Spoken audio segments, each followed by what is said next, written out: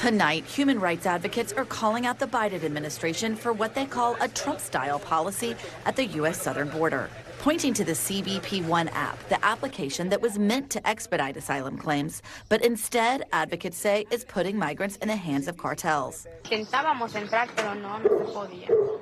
Y a nadie le daba cita, puro se trababa el celular.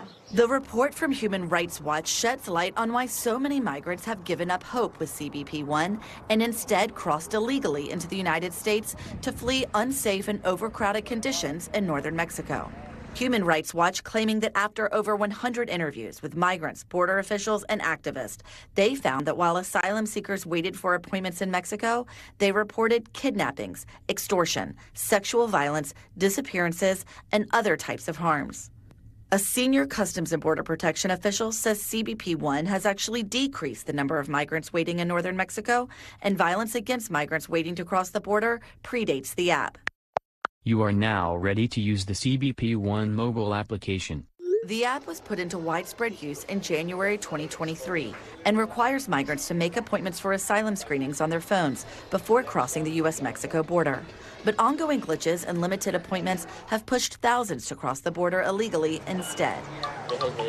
Ongoing issues that NBC News has documented firsthand. It says, please choose, he has a Spanish, please choose date and time. But then it says, there's no date and time available. Come back tomorrow at 10 a.m. A year later, the Biden administration has kept the application in place. The greatest challenge with respect to the CBP One app is not a technological challenge, but rather the fact that we have many more migrants than we have the capacity to make appointments for. But as time goes by, the report pointing to growing concerns. Some migrants saying they didn't have a phone or know about the app.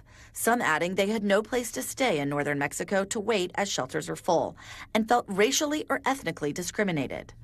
Black and brown asylum seekers had problems submitting pictures with the app's facial recognition technology, and migrants who spoke languages other than English, Spanish, or Haitian Creole could not read its instructions.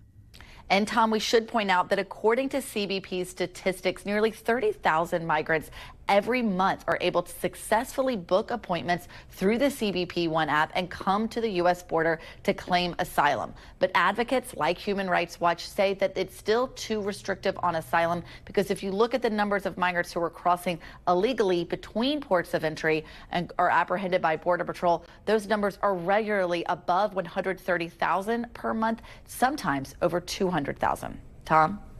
Okay, Julia Ainsley for us tonight. Julia, thank you for that. Thanks for watching. Stay updated about breaking news and top stories on the NBC News app or follow us on social media.